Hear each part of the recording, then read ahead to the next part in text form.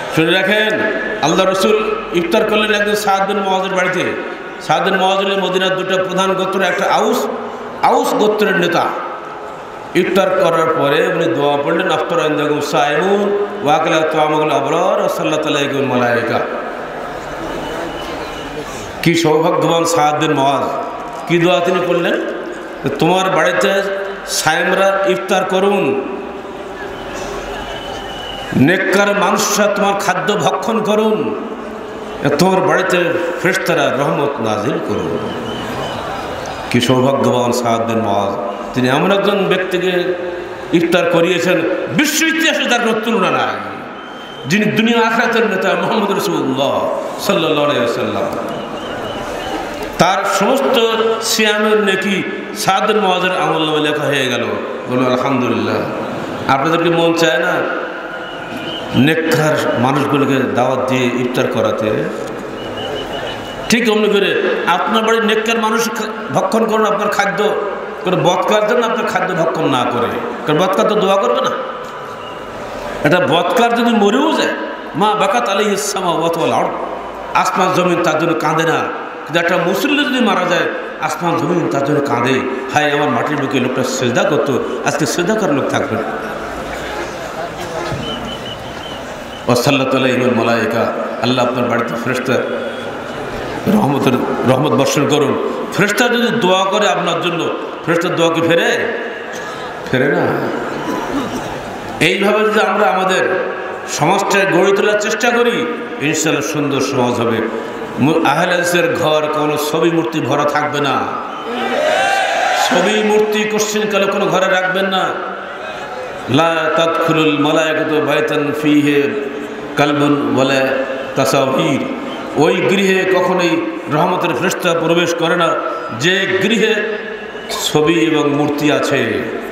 ছবি মূর্তি ঘরে ঘরে, আল্লাহ তুমি সব জায়গায় আসো বললে হবে? এসব চলবে না। ছবি মূর্তি সাপ, ইনশাআল্লাহ আল্লাহ রহমত আসবে। এগুলো সব হটিয়ে দেবেন। এরপরে আল্লাহ রাসূলের প্রশংসা শোনেন, বাদাল ইসলাম করিবান সাইউদু কামা বাদা ফাতুবা লিল গুরাবা। ইসলাম এসেছিল গুটিকাক মানুষের মাধ্যমে, আবার সেই গুটিকাক মানুষের মধ্যেই ইসলাম কেন্দ্রীভূত হয়ে যাবে। সুসংবাদ হলো সেই অল্প গুটিকাক মানুষের জন্য। তারা কারা? আল্লাযিনা ইসলাহুনা মা আফসাদান নাস, তারা হলো ওইসব লোক যারা মানুষকে ইসলাহ করে। ইসলাহ বোঝেন তো? সংশোধন করে। যখন মানুষ ফাসাদ হয়ে যায়, নষ্ট হয়ে যায়। আহলেদের যুব সংঘ, আন্দোলন, মহিলা সংস্থা, সোনামণি, এই সব কিছুই এই ফাসাদ দূর করা সংগঠন। এমনকি যে আমরা রক্ত নিচ্ছি আপনাদের কাছ থেকে, সেখানেও বলে দিয়েছি আমরা, খবরদার কোনো মাদক সেবীর রক্ত গ্রহণ করো না। বিড়ি সিগারেট খাওয়ার রক্ত আমরা নেব না। অটোমেটিক সরকার যতই বলে মাদককে না বলুন, আমাদের না বলা লাগে না, এমনিতেই মাদক আউট। আমরা বহুবার বলেছি তামাকের চাষ বন্ধ করো। উত্তরবঙ্গের তামাকের চাষের এলাকা, আলহামদুলিল্লাহ এখন প্রায় চাষ কমে গেছে, প্রায় উঠে গেল বলি। তামাক থাকবে না, তামাক হলো বিষ। হাদিসটা মনে রাখবেন, আমার সঙ্গে বলতে হবে আপনাদেরকে। হাদিস এর সঙ্গে আহলে হাদিসের মজলিসে যেটা হাদিস রাখবেন না, 3 অক্ষরে হাদিস বলেন, কুল্লু মুস্কিরিন হারাম। জোরে জোরে বলেন, কুল্লু মুস্কিরিন। রাসূল বলছে মদ হলো হারাম, আর তুমি বেটা হালাল করলে হবে? সীমান্ত বাড়ি লক্ষ লক্ষ টন গ্যালন মদ আসে, কারা নিয়ে আসে? এগুলা কারা ইয়াবা নিয়ে আসে? কারা ইয়াবা বিক্রি করে? মুসলমানের বেটারা করছে না? এ কিসের মুসলমানেরা? এদের সঙ্গে ঐক্য করতে হবে আমাকে। প্রশ্নই ওঠে না ঐক্যের। মদ খোরের সঙ্গে ঐক্য হবে, হারাম খোরের সঙ্গে ঐক্য হবে। আহলে হাদিস আন্দোলন বাংলাদেশ সির্ফ জান্নাতি বৈশিষ্ট্য সম্পন্ন লোকদের সঙ্গে ঐক্য করবে, সবার সঙ্গে নয়। যারা বিচ্ছিন্ন, কোনো খাতে নেই তোমার সঙ্গে বিচ্ছিন্ন, বাস থাকো তুমি বিচ্ছিন্ন, ঐক্য হতে চেষ্টা করো না।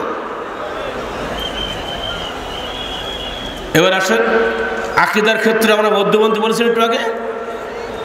আমরা শৈথিলবাদী নই, আমরা চরমপন্থী নই।